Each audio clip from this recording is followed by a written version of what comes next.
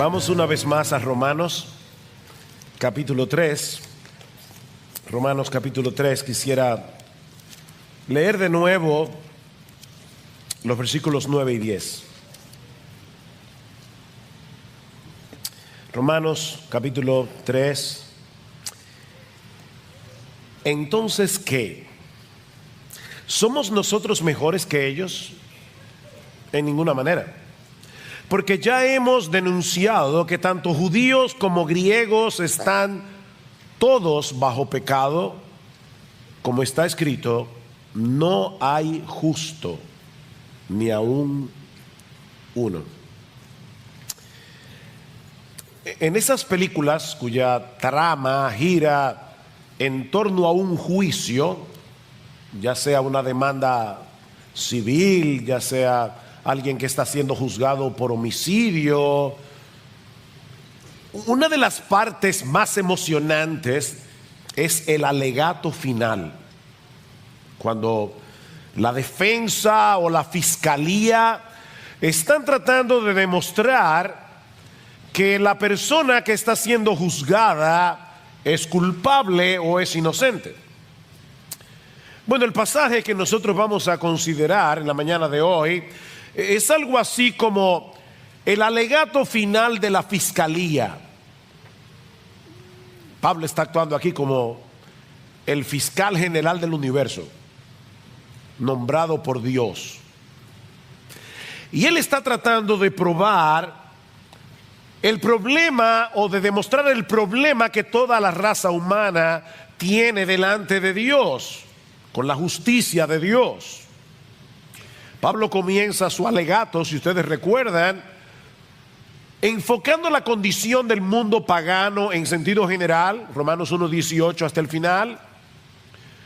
Luego se enfoca en las personas decentes y moralistas, Romanos 2:1 al 16, para terminar en los judíos, el pueblo escogido por Dios en el antiguo pacto. Y su conclusión es la misma en todos los casos: culpables, culpables, culpables. No existe una sola persona en el mundo que pueda presentarse delante del tribunal de Dios y ser hallada inocente. Todos somos culpables, todos somos merecedores del infierno, porque todos hemos violado la ley de Dios en incontables ocasiones. Mis hermanos, el cuadro que Pablo nos presenta en este pasaje no es nada agradable. Y de hecho puede resultar muy ofensivo para ciertas personas. Todos aquí sabemos que no somos perfectos. Eso lo sabemos. Tenemos debilidades aquí o allá. Pero lo que Pablo nos dice en este pasaje es que nosotros no tenemos ni idea de lo malo que somos. Y eso es lo que el hombre no soporta. No tenemos ni idea. Pablo está tratando de destruir, en este último alegato final, Pablo está tratando de destruir hasta el último vestigio de confianza que nosotros podamos tener en nosotros mismos, porque de lo contrario no estamos preparados para recibir el evangelio que él va a comenzar a desplegar a partir del versículo 21 de Romanos capítulo 3. Alguien ha dicho que en esta porción de la carta a los romanos, Pablo está siendo despiadadamente cruel con el propósito de ser inmensamente bondadoso. Pablo está tratando de ser despiadadamente cruel con el propósito de ser inmensamente bondadoso. Y de paso, mis hermanos, este es un pasaje que nos brinda un excelente ejemplo de lo que significa evangelizar. No le digas a un pecador: ven a Cristo, si él no entiende por qué necesita desesperadamente venir a él. Pablo no comienza su presentación diciendo: acepta a Jesús en tu corazón y tendrás paz. De paso, esa frase no aparece en todo el Nuevo Testamento. Acepta a Jesús en tu corazón. No, la Biblia dice arrepiéntete y cree. Arrepiéntete. No acepta a Jesús en tu corazón. Eso no significa nada. Pero ¿cómo yo le voy a decir al pecador, ven, arrepiéntete, cree, si él no entiende por qué? ¿Por qué necesitamos desesperadamente la salvación que solo se encuentra en Jesús? Acabamos de cantar, mi esperanza está en Jesús, no en nadie más. Bueno, eso es lo que Pablo nos va a mostrar en este último alegato de la fiscalía. Y el tribunal, el jurado aquí, ¿saben quién es? Nosotros en República Dominicana no tenemos ese tipo de juicio que vemos en las películas, donde hay un grupo de jurados escogidos por la fiscalía y la defensa y ellos son los que van a dar el veredicto. No, el alegato final de Pablo aquí es frente al tribunal de tu conciencia. Él quiere que tú sientas el peso de tu pecado en tu conciencia. Este alegato final está dividido, o podemos dividirlo en tres partes. La primera parte son precisamente los versículos 9 y 10 que acabamos de leer, y ahí encontramos dos declaraciones generales de la condición del hombre frente a Dios. Vean el versículo 9 una vez más. Entonces, ¿qué? Dice Pablo, ¿somos nosotros los judíos mejores que ellos, los gentiles? De ninguna manera, porque ya hemos denunciado que tanto judíos como griegos están todos bajo pecado. Todos están bajo pecado. Noten que allí no dice simplemente que todos cometemos pecados, como si se tratara de algo incidental en nuestras vidas. Nosotros, los pecadores, creemos que somos gente buena, que a veces hacemos cosas malas. No. Lo que la Biblia dice es que nosotros somos malos, que a veces hacemos cosas buenas por la gracia común de Dios. El problema no es que nosotros a veces pecamos como algo incidental. Pablo dice aquí que la condición natural del hombre, sin excepción, es que todos están bajo pecado, sometidos a la esclavitud del pecado. Y el pecado está siendo aquí personalizado por el apóstol Pablo. Es como si Pablo estuviera diciendo, mira quién es tu rey. Pablo es un tirano, el pecado. El pecado es un tirano. El pecado es un dictador que gobierna al hombre a su antojo hasta que Cristo nos liberta con el poder del evangelio. Por supuesto, tú le dices eso a un incrédulo y él jamás podrá verse a sí mismo de esa manera. Y la razón es que el pecado actúa a través de nuestra voluntad. O sea, cada vez que tú haces algo, estás haciendo lo que tú quieres hacer. Y como tú estás haciendo lo que tú quieres hacer, eso te da la sensación de que eres una persona libre. Estás haciendo lo que quieres hacer. Pero la realidad es que estamos tan infectados por el pecado que todo lo que hacemos en nuestro estado natural está regido por algún principio pecaminoso. El pecado es nuestro hábitat, el pecado es nuestra ciudadanía espiritual. Y es interesante notar que Pablo se incluye a sí mismo en este pasaje. ¿Notaron eso? En el versículo 9, Pablo dice, somos nosotros mejores que ellos en ninguna manera, porque ya hemos denunciado que tanto judíos, es decir, dice Pablo, yo mismo, como gentiles, están todos bajo pecado. Cuando nos colocamos frente al estándar de la justicia de Dios, todos nos quedamos cortos, muy cortos. Consecuentemente, todos tenemos un serio problema legal frente a la justicia de Dios. Por eso es que Pablo dice en el versículo 10, como está escrito, no hay justo ni aún uno, no hay justo. Eso es un término legal. Nadie es inocente. Ese es el veredicto que ya fue emitido en la Suprema Corte de la Justicia del Reino de Dios. Todos sin excepción somos culpables. En el mundo entero no hay una sola persona que pueda ser considerada justa según el estándar de Dios. Es por eso que Pablo usa un lenguaje tan universalista en este texto. ¿Se dieron cuenta? Como está escrito, no hay justo ni aún uno. No hay quien busque a Dios. No hay quien entienda. Todos se han desviado. A una, todos se hicieron inútiles. No hay quien haga lo bueno. No hay ni siquiera uno. Y tú no eres la excepción. Nadie es justo.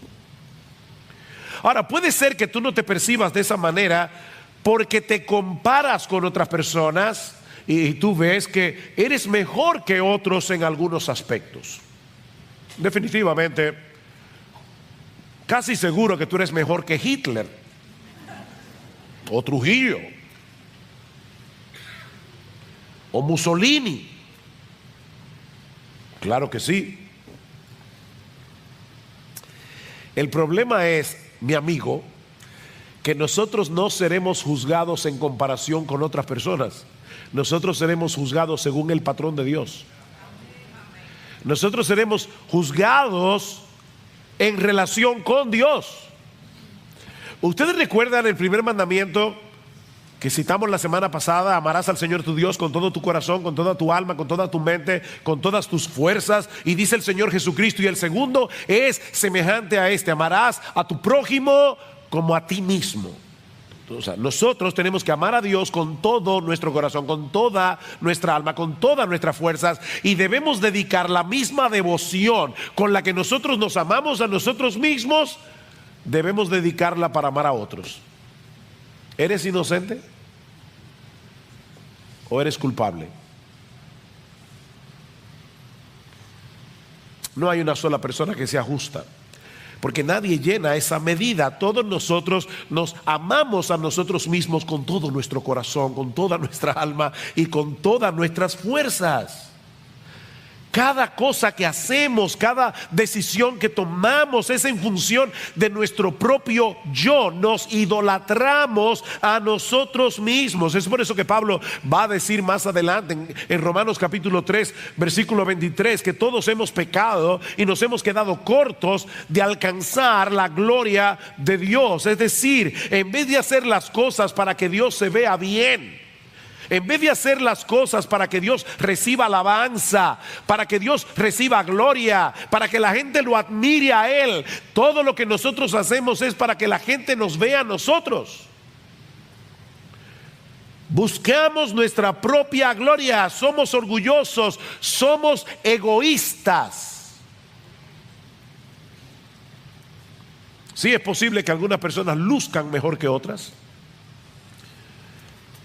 y nos parezca que no sean tan malas como las que Pablo está describiendo aquí. Pero ¿sabes qué, mi amigo y miembro de Iglesia Bíblica del Señor Jesucristo? En nuestro estado natural nosotros somos 1000 veces peores de lo que nosotros creemos.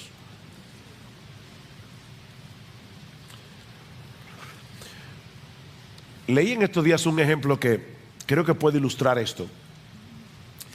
Imagínate que hay 3 nadadores que quieren llegar de Hawái a Japón nadando. Solo son 6,200 kilómetros. El primer nadador no sabe nadar. Se tira al agua y a los 5 minutos se hunde y se ahoga. El segundo nadador es un poco más experto, así que se puede nadar en mar abierto 60 metros, pero ¿qué va? Se hunde y se ahoga. El nadador profesional se ha preparado para el asunto, lleva ya 50 kilómetros nadando, A los 60 ya está bien agotado, a los 70 kilómetros se hunde y se ahoga. La pregunta es, ¿hay alguno de los tres que esté más ahogado que los otros?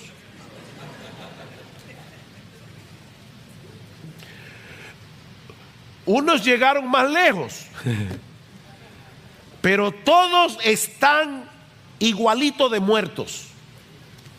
Eso es lo que Pablo está diciendo aquí. Todos estamos en la misma condición. No importa, mi amigo, cuán religioso tú seas. No importa cuál sea el nivel de moralidad y de decencia que tú hayas alcanzado en la vida. No importa si tú eres miembro del Club de los Leones o del Club de los Rotarios. Todos nos encontramos bajo el dominio del pecado. Todos somos culpables en el tribunal de Dios. Ahora, ¿cómo luce eso en la práctica? ¿Qué produce esa condición en nosotros? Bueno, Pablo va a explicarnos ahora algunas de las características de los pecadores, precisamente porque estamos bajo pecado. Pero lo que me llama la atención es la forma tan extraordinaria o sorprendente o inesperada en la que Pablo hace esto, porque lo que hace Pablo es presentar una serie de textos bíblicos tomando las escrituras que los judíos veneraban. Recuerden que Pablo está tratando de probar, sobre todo a los judíos, que ellos son tan culpables como los gentiles, a pesar de que tenían la ley, a pesar de que tenían el pacto, a pesar de que eran el pueblo escogido. Así que Pablo toma sus propias escrituras y les dice, y es que ustedes no leyeron el Antiguo Testamento. Ustedes leen todos los textos que yo les voy a citar, ustedes los conocen, pero tienen un velo, ustedes tienen un prejuicio, están tan llenos de ustedes mismos que no pueden interpretar correctamente la Biblia, a pesar de que la veneran. Y lo primero que Pablo nos dice aquí, son 6 cosas que Pablo menciona. La primera es que precisamente por el hecho de que todos estamos bajo pecado, el pecado ha distorsionado nuestra capacidad de razonamiento. Versículo 11. No hay quien entienda. No hay justo ni aún uno, pero tampoco hay quien entienda. El intelecto humano funciona muy bien para muchas otras cosas, pero no para conocer a Dios como Él debe ser conocido, para amarle a Él como Él debe ser amado, para deleitarnos en Él como deberíamos deleitarnos en Él. Pablo dice en Efesios capítulo 4, versículo 17, que los incrédulos andan en la vanidad de su mente, teniendo el entendimiento entenebrecido. Teniendo el entendimiento entenebrecido. Algunos pueden llegar a conclusiones teológicas correctas. Hay incrédulos que saben que Dios es trino, Dios Padre, Dios Hijo, Dios Espíritu Santo. Hay incrédulos que saben que Dios es perfecto. Hay incrédulos que saben que Dios es omnisciente, que Dios es omnipotente, que Dios es santo. Ellos lo saben eso. Pero esa información por sí misma nunca los moverá eficazmente a amar a Dios, y mucho menos a someterse deleitosamente a su autoridad. Mira, una cosa es tener información acerca de Dios, otra muy diferente es conocer a Dios en Cristo y tener una relación personal con Él. Santiago nos dice en su carta que los demonios también creen y tiemblan. Los demonios tienen información acerca de Dios y saben que esa información es verdadera y siguen siendo demonios. Los demonios creen y tiemblan. Pero el pecado no solamente ha distorsionado nuestra capacidad de razonamiento, sino que Pablo nos dice también que el pecado ha distorsionado nuestros deseos y nuestra voluntad. Dice en el versículo 11, no hay quien entienda, no hay quien busque a Dios. No hay quien busque a Dios. Por naturaleza amamos lo que deberíamos aborrecer, aborrecemos lo que deberíamos amar. Nuestros deseos están dañados. De manera que en vez de buscar a Dios, nosotros procuramos mantenerlo a una distancia prudente y en algunos casos lo más lejos posible. Miren, mis hermanos, a menos que Dios haga una obra en nuestro corazón, transformando nuestra personalidad desde su misma raíz, ninguno de nosotros se inclinaría naturalmente hacia Él. El pecado afectó nuestros deseos, el pecado afectó nuestra voluntad, amamos lo que nos daña y queremos mantener lejos de nosotros la fuente de todo bien. No hay quien busque a Dios. Para ponerlo en el lenguaje de Pablo en Romanos, todos nosotros increíblemente nos protegemos de la gloria de Dios. Nos protegemos de la gloria de Dios porque no queremos que Él destruya nuestra gloria. No queremos eso. No somos capaces de entender que Dios está comprometido. Escuche esta frase. Dios está comprometido a glorificarse haciéndonos bien. Él busca su gloria no porque es un Dios egoísta, sino porque es un Dios bueno. Porque Él se glorifica haciéndonos bien. Increíble. Una de las formas más sutiles en que el hombre se autoprotege de la gloria de Dios es a través de la religión. La religión es el escudo a través del cual muchas personas se autoprotegen de la gloria de Dios. Todas las religiones humanas no son más que recetas de autosalvación a través de las cuales nos autoglorificamos a nosotros mismos. Todas las religiones te dicen ¿qué tú tienes que hacer para ganar el favor de Dios? Y al final de cuentas, la salvación está en las manos del hombre, no en las manos de Dios. Y es lamentable, hermanos, porque muchas iglesias evangélicas tienen una teología defectuosa que los lleva a pensar que todavía hay algo en el hombre que lo puede mover a buscar a Dios, de tal manera que la decisión final no está en las manos de Dios, sino en las manos del hombre. No. Lo que el cristianismo te dice, y solo el cristianismo dice eso, es exclusivo en ese sentido, es que estamos tan dañados que nunca podremos alcanzar el favor de Dios en nuestras propias fuerzas. Eso es imposible. La salvación es de Dios, de principio a fin. ¿Saben lo que hace el cristianismo? Destruir nuestra gloria para darle la gloria únicamente a Él.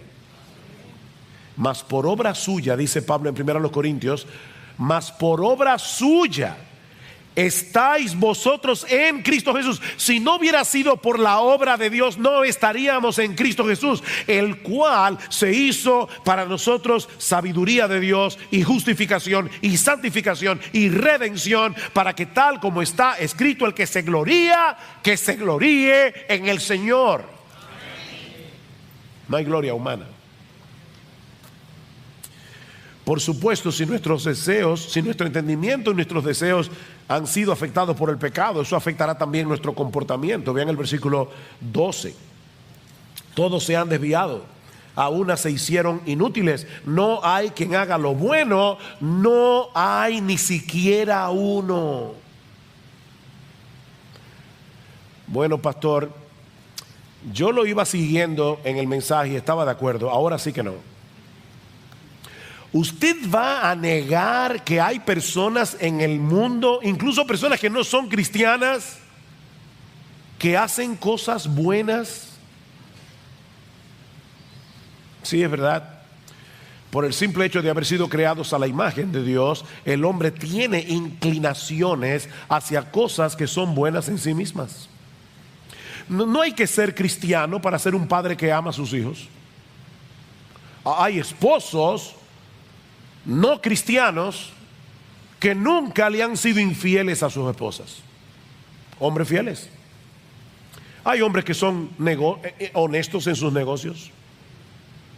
Incrédulos que son honestos en sus negocios. Se dedican a causas humanitarias y muchas cosas más. Pero cuando la Biblia habla de buenas obras, no se refiere únicamente a las cosas que hacemos, sino a las cosas que hacemos según el estándar de Dios y buscando la gloria de Dios. Ahí es que la cosa se pone difícil. Ok, déjame ponértelo de esta manera. Tú estás en la 27 de febrero, hay una viejita que quiere cruzar al otro lado. Así que tú ayudas a la viejita, la tomas del brazo y la vas cuidando de los carros y la llevas sana y salva al otro lado. Pregunta, ¿es esa una buena obra? ¿Sí o no? Ok. Algunos dijeron sí, yo digo depende. Depende. ¿Qué tal si tú estás ayudando a la viejita a cruzar al otro lado de la calle porque está más oscuro y quieres robarle la cartera? ¿O qué tal si tú estás ayudando a la viejita porque tú quieres que la gente te vea y te admire y piense bien de ti? ¿O qué tal si tú estás ayudando a la viejita porque tú crees que al hacerlo de alguna manera te estás ganando el favor de Dios? Vas a hacer una transacción con Dios. Yo sé que yo pequé ahorita, hice lo que no debía hacer, pero ahora ayuda a la viejita. Entonces, compensa. ¿Se dan cuenta, mis hermanos? Una buena obra no se puede definir por la obra en sí. La motivación lo cambia todo. La motivación lo cambia todo. Si tú no hiciste lo que hiciste para la gloria de Dios, ya no es una buena obra. Dice el Señor en Mateo capítulo 5 versículo 16: así alumbre vuestra luz delante de los hombres, para que vean vuestras buenas obras y glorifiquen a vuestro Padre que está en los cielos.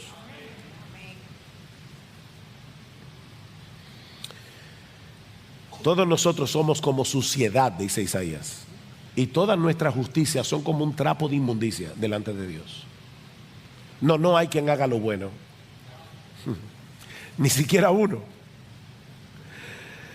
El pecado ha dañado nuestra capacidad de razonamiento. El pecado ha dañado nuestros deseos y nuestra voluntad. El pecado ha dañado nuestro comportamiento. Y por supuesto, el pecado también ha dañado nuestro hablar. Nuestro hablar. Vean lo que dice el versículo 13: sepulcro abierto es su garganta, engañan de continuo con su lengua, veneno de áspid o de serpiente hay bajo sus labios, llena está su boca de maldición y de amargura. La Biblia dice que de la abundancia del corazón habla la boca. Si tú llenas un vaso de agua hasta rebosar, no va a salir jugo de naranja, va a salir agua. Y si lo llenas de hiel, no va a salir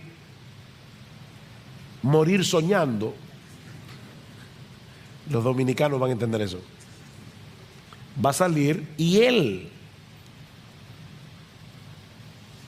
Lo que Pablo está diciendo en este pasaje es que nuestras conversaciones revelan cosas muy preocupantes de lo que hay en nuestro corazón.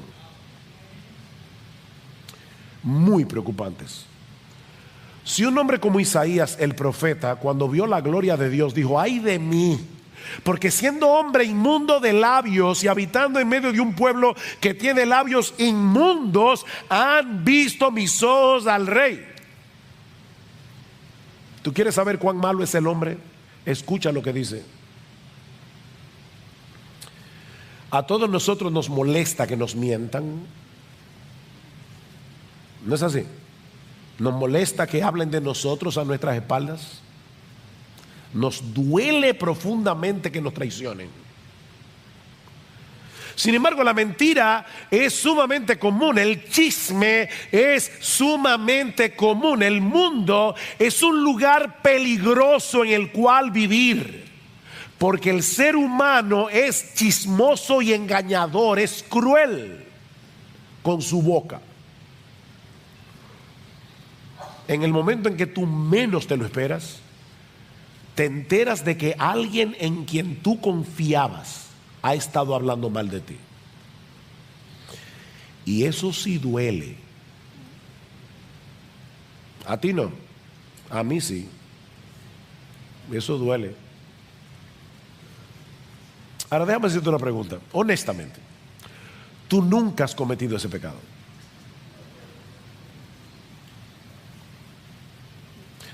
Yo no lo voy a hacer, pero me encantaría decir, levanta tu mano.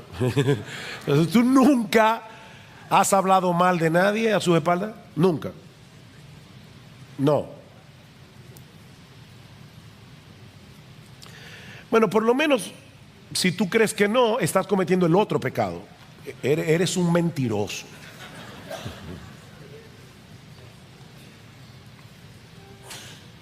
Nuestras palabras son un reflejo de lo que tenemos en el corazón.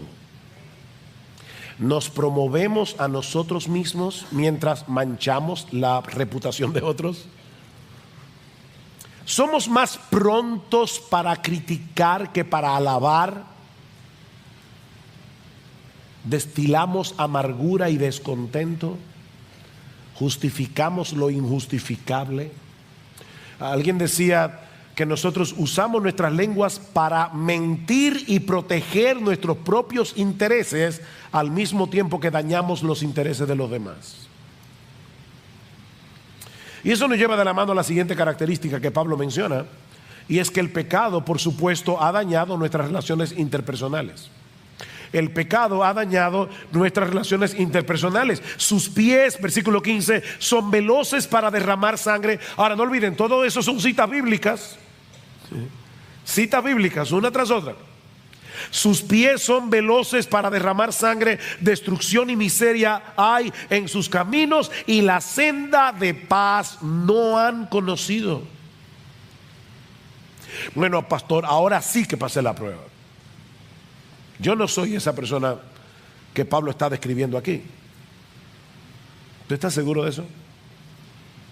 ¿Tú crees que porque nunca has cometido un homicidio literal, tú estás libre de la violencia que Pablo describe en este pasaje? Porque eso era lo que creían los judíos en el tiempo del Señor. ¿Y saben lo que le dice Jesús en Mateo capítulo 5, versículo 21? Oísteis que fue dicho a los antiguos, no matarás, y cualquiera que matare será culpable de juicio. Pero yo os digo que cualquiera que se enoje contra su hermano, cualquiera que se enoje contra su hermano, al punto de querer de alguna manera que esa persona sufra, ya es culpable de juicio. Cualquiera que le diga necio a su hermano será culpable ante el concilio. Cualquiera que le diga fatuo quedará expuesto al infierno de fuego. En otras palabras, Pablo está diciendo que a los ojos de Dios, o el Señor Jesucristo está diciendo que a los ojos de Dios, un corazón airado contra otra persona al punto de querer hacerle daño física o verbalmente, ya es un homicida a los ojos de Dios.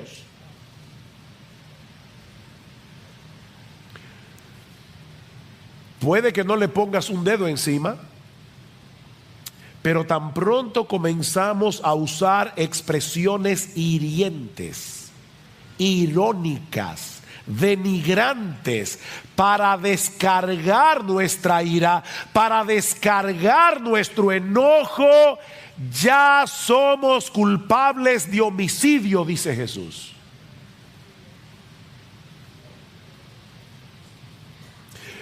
Déjame hacerte una pregunta. ¿Cómo tú reaccionas cuando alguien se interpone entre tú y tus deseos? O déjame hacerte la pregunta de una manera bíblica. ¿Cómo tú reaccionas cuando alguien bloquea tu acceso a tus ídolos? Al ídolo de tu comodidad, al ídolo de tu control, al ídolo de tus placeres. ¿Cómo tú reaccionas?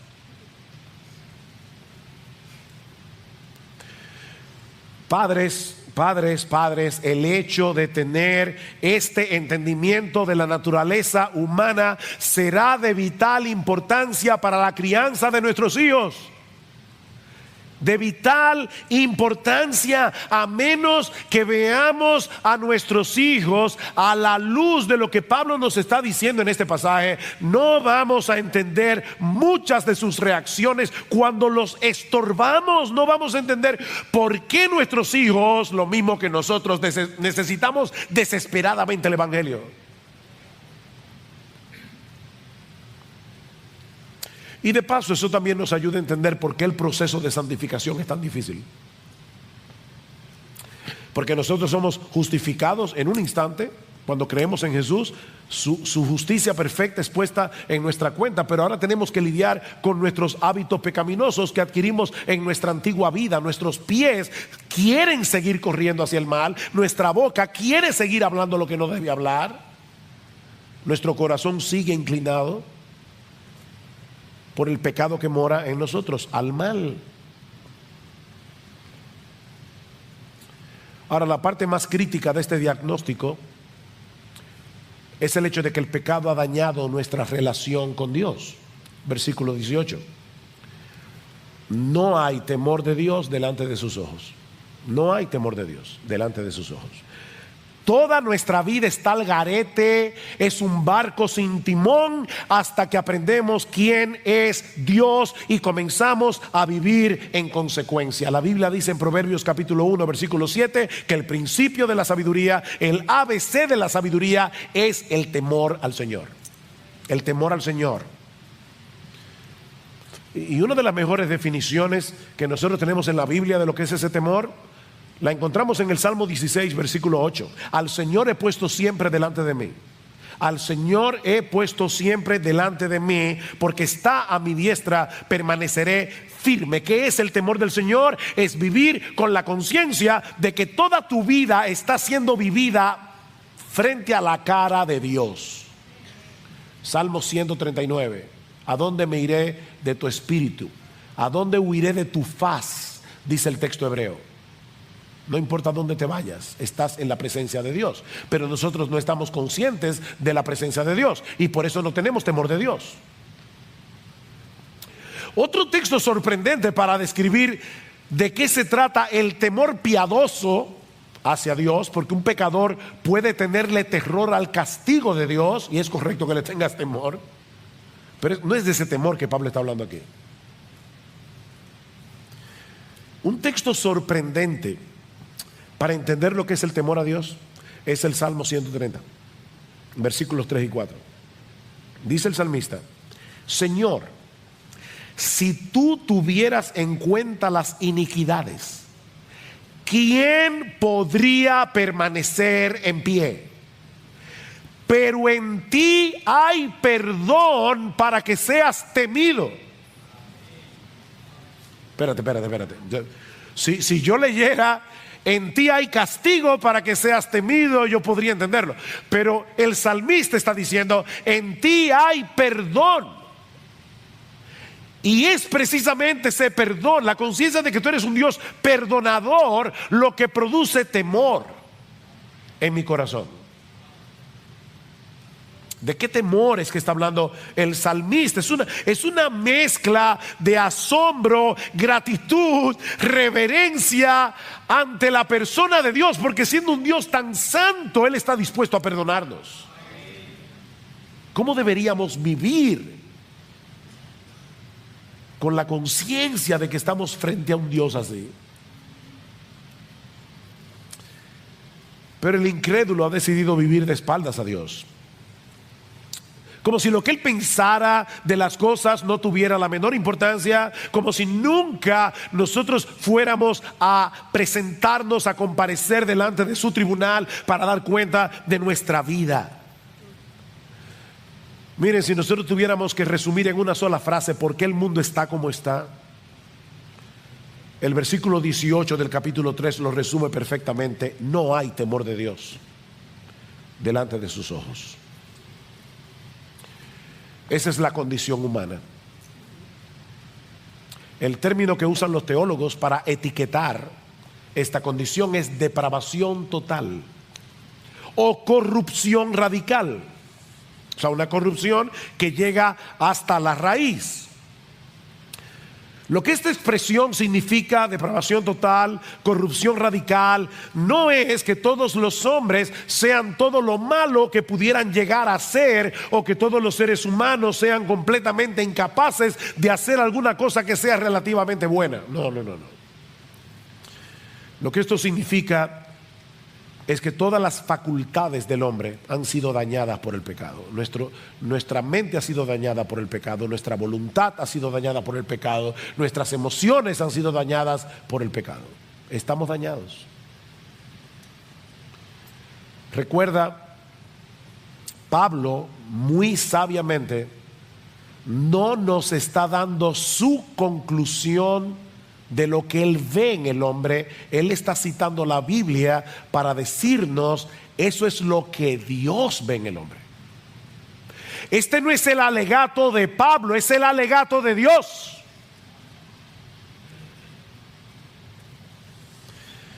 Ahora, noten cómo Pablo concluye este alegato. ¿A dónde es que Pablo quiere llegar? Versículo 19. Ahora bien, ahora habla Pablo.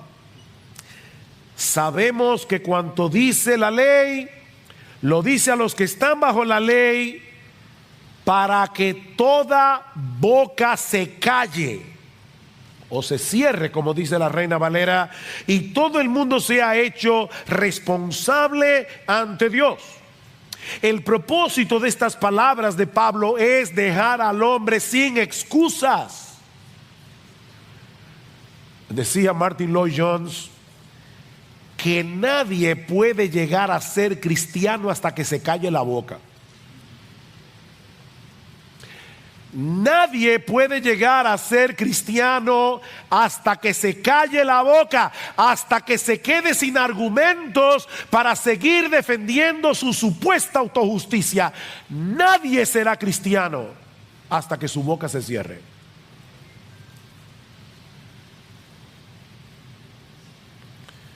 Mi amigo, nadie será justificado, es decir, declarado justo en el tribunal de Dios basado en su propia obediencia a la ley, porque la función de la ley es ayudarnos a ver lo malo que somos. Versículo 20, porque por las obras de la ley ningún ser humano será justificado delante de él, pues por medio de la ley viene el conocimiento del pecado. Es por medio de la ley. Como Pablo va a decir más adelante, es por medio de la ley que el pecado viene a ser sumamente pecaminoso. Tú crees que tú eres más o menos malo, pero cuando te ves delante del espejo de la ley, dices: yo soy malísimo.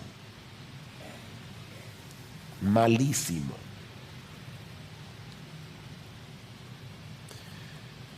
Pero es aquí precisamente donde brilla en todo su esplendor las dos palabras con las que Pablo introduce el versículo 21. Pero ahora. Aquí está toda la basura. Pero ahora. Esos benditos peros de la Biblia. Aparte de la ley, la justicia de Dios ha sido manifestada, atestiguada por la ley y los profetas. Es decir, la justicia de Dios por medio de la fe en Jesucristo para todos los que creen. La justicia de Dios por medio de la fe en Jesucristo. Hay uno solo que es completamente justo. Hay uno solo que entiende. Hay uno solo que guardó la ley de Dios de principio a fin. Hay uno solo que agradó a Dios el Padre a través de su obediencia desde la cuna hasta la tumba. Y ese único ser humano que ha hecho eso es Jesucristo, que es al mismo tiempo Dios. Ahora, noten algo importante, mis hermanos, y yo estoy acabando. Este pasaje que acabamos de leer no es parte de un tratado evangelístico que Pablo escribió para evangelizar a los incrédulos de Roma. Este pasaje es parte de una carta que Pablo escribió a una iglesia, a una comunidad de creyentes. ¿No le llama la atención eso? ¿Saben qué es lo que estoy tratando de decir? Que tú y yo, cristianos, miembros de iglesia bíblica del Señor Jesucristo o de cualquier otra iglesia aquí en esta mañana, tú y yo necesitamos recordar continuamente la condición en que nos encontrábamos cuando Cristo nos rescató. Porque de lo contrario jamás vamos a poder crecer en nuestro entendimiento del amor de Dios, y eso impactará profunda y negativamente nuestra devoción a Él. ¿A dónde va a terminar Pablo? En Romanos capítulo 12: os ruego, hermanos, por las misericordias de Dios, que presentéis vuestros cuerpos en sacrificio vivo, santo, agradable a Dios, que es vuestro culto racional. Es a cristianos que Pablo le está diciendo: no olvides lo que tú eras. No olvides lo que tú eras.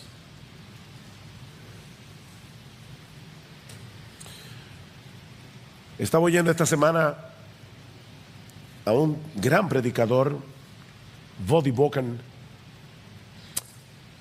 y él contaba en su predicación que en una ocasión él fue a visitar la prisión de más alta seguridad en el mundo. Se encuentra en Angola, y le dieron la oportunidad de hablar con un asesino en serie que estaba allí en la línea de la muerte, es decir, esperando su ejecución. Este hombre se pasa 23 horas del día en su celda, no lo dejan salir 23 horas, solamente sale por 1 hora en una jaula, literalmente, para que pueda ver la luz del sol, y él puede caminar solamente dentro del espacio de su jaula por 1 hora, y luego vuelve 23 horas más a su celda. Y dice Voddie Baucham: cuando yo hablé con este hombre, lo que destilaba su corazón era increíble. Yo nunca había tenido una conversación tan perturbadora en mi vida como la que yo tuve con ese hombre. Y cuando salí de ese lugar me di cuenta de algo: tú puedes enjaular al pecador, pero no puedes erradicar su pecado.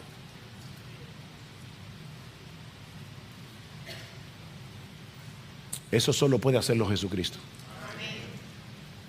Solo puede hacerlo Jesucristo. Si tú eres cristiano, tal vez tú dices: wow, pero yo no llegué tan lejos,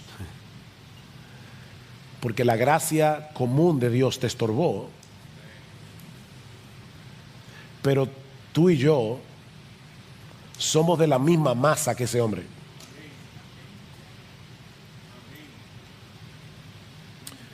Si tú eres cristiano, mi hermano, medita continuamente en el Evangelio. Medita en lo que Dios hizo por ti en la cruz del Calvario, cuando tú estabas muerto en tus delitos y pecados. Todo lo que Dios tuvo que hacer para poder perdonar tus pecados sin pasar por alto su justicia. Tú eras un enemigo de Dios, estabas muerto en tus delitos y pecados, pero Él te amó desde antes de la fundación del mundo. Él pensó en ti. Él decidió rescatarte por una razón que no está en ti, está en Él. Fue por el puro afecto de su voluntad. Él te amó, Él decidió salvarte.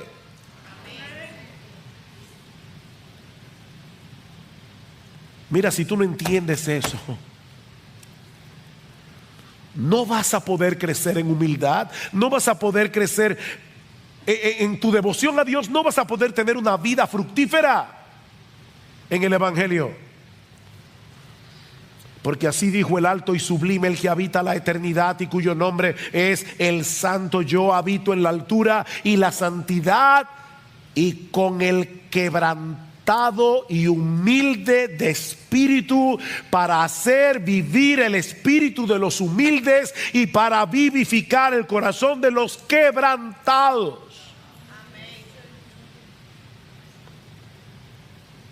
Oh, mi hermano, cuando sientas que tu corazón se está llenando de orgullo, se está llenando de autojusticia y comiences a sentirte superior a otros, cuando te esté siendo difícil perdonar a otros, ser paciente, o vuelve a considerar la doctrina de la depravación total. Recuerda lo que eras sin la gracia de Dios. No lo olvides. No lo olvides.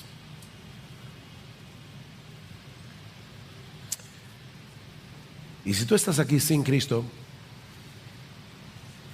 si tú nunca has venido al reconocimiento de que esta es tu radiografía, esta es tu foto, yo quiero recordarte que esta es la palabra de Dios. Esta es la palabra de Dios, infalible, sin error. Mi amigo, deja ya de justificarte a ti mismo. Deja de hacer eso. No hay justo ni aún uno. No hay justo ni aún uno.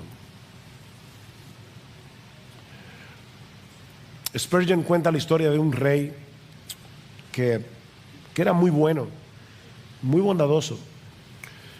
Y uno de sus súbditos, que era agricultor, había cultivado una zanahoria gigantesca. Y él dijo: wow, yo quisiera agradar a mi señor. Él es tan bueno, es tan buen monarca. Y él se presentó con su zanahoria y le dice: rey, quise agradarte y tuve esta cosecha tan sorprendente, quise traerte uno de sus frutos. El rey se agradó tanto en esta inclinación de su siervo, en su deseo de agradarlo, que le dijo: mira, te voy a regalar un pedazo de tierra para ti, para que sigas cultivando zanahorias. Un noble que estaba ahí dijo: wow, un pedazo de tierra por una zanahoria. ¿Y qué haría el rey si yo le doy un caballo? Así que al otro día se apareció en el palacio con un corcel imponente y le dice: oh rey, escogí lo mejor de mi caballeriza para regalártelo a ti. El rey tomó el caballo, le dio las gracias y obviamente no le dio absolutamente nada a cambio. Él notó la extrañeza en la cara del tipo y le dijo: yo sé lo que tú estás pensando. A aquel yo le di un pedazo de tierra por una zanahoria. A ti no te di nada a cambio del caballo. ¿Sabes por qué? Porque ese agricultor me regaló una zanahoria. Tú te estás regalando un caballo. Al final de cuentas lo estás haciendo para ti. Mi amigo, cada vez que tú estás tratando de ganarte el favor de Dios, de ganarte el cielo con tus buenas obras, tú te estás regalando el caballo. Dios no te lo va a devolver hasta que renuncies a tu propia justicia y confíes únicamente en la justicia de su Hijo, porque Dios diseñó el plan de salvación de tal manera que solo Jesús se va a llevar toda la gloria.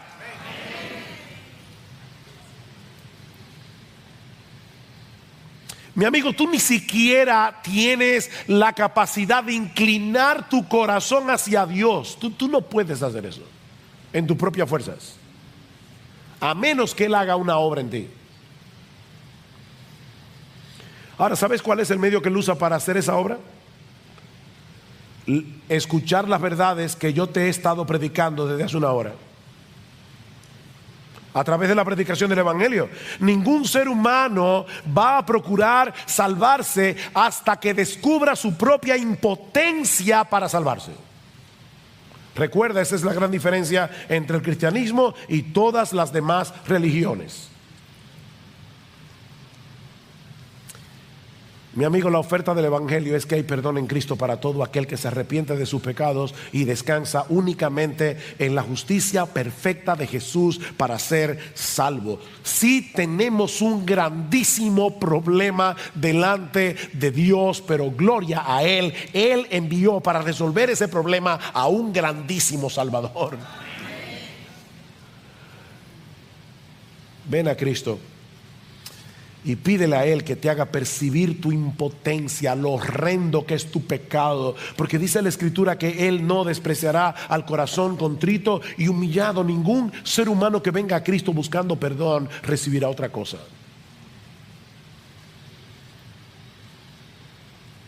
Miqueas 5, 7, 18, y con esto termino. ¿Qué Dios hay como tú, que perdona la iniquidad y pasa por alto la rebeldía del remanente de su heredad? No persistirá en su ira para siempre, porque se complace en la misericordia.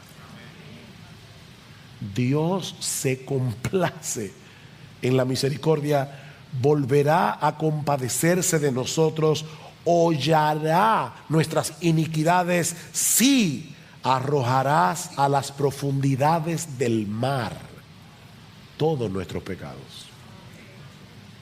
Oh, glorias sean dadas a nuestro bendito Señor y Salvador.